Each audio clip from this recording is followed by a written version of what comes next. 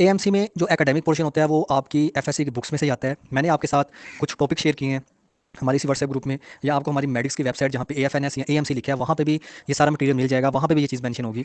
तो आपने पहले कोशिश ये करनी है कि इन टॉपिक्स को कवर कर लें। जब आपके एकेडमिक के ये वाले पोर्शंस कवर होंगे तब आपको आगे फायदा होगा, आप तब जाके बाकी जो एफएससी की बुक्स हैं उन्हें पढ़िएगा। इसमें वैसे कोई खास सिलेबस नहीं दिया जाता, लेकिन जो पास पेपर्स की जो चीज़ें हमने देखी हैं उसके अकॉर्डिंग ये मैंने कुछ टॉपिक्स आपको बताए हैं, मेडिक्स की तरफ से आपको प्रोवाइड किए गए हैं। तो पहली अप्रोच ये होनी चाहिए कि आप इन टॉपिक्स को अपनी एफएससी की बुक से पढ़ें।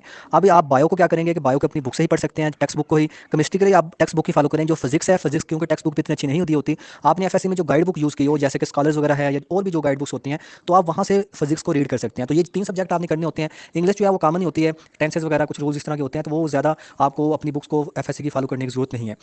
तो इसमें ये होगा कि आपने वैसे ये टॉपिक्स करने के बाद जो इंपॉर्टेंट है, आपने एफएससी की बुक्स को सारा ही पढ़ना होता है। ऐसा नहीं है कि आप कुछ टॉपिक्स पढ़ लेंगे और आप कहेंगे कि तैयारी फुल हो गई है, बल्कि आपको सारी बुक्स ही पढ़नी पड़ती हैं।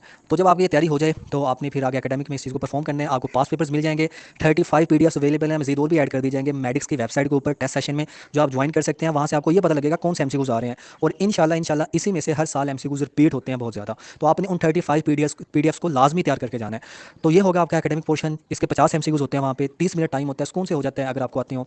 तो जिन बच्चों के इसमें तकरीबन 50 में से 30 से ज़्यादा एमसीक्यूज ठीक होते हैं, उनका ये सारा टेस्ट क्लियर हो जाता है, उनकी स्क्रीन पे लिखा जाता है कंग्रेचुलेशन, आपका टेस्ट क्लियर हो चुका है। फिर आप वहाँ पे जो खड़े होते हैं, आप उन्हें कहते हैं कि ये टेस्ट क्लियर है, वो आपकी स्टैंप लगाते हैं, और इस तरह इनिशियल टेस्ट जो है वो आपका क्लियर हो जाता है और आप अगले स्टेप की तरफ बढ़ जाते हैं।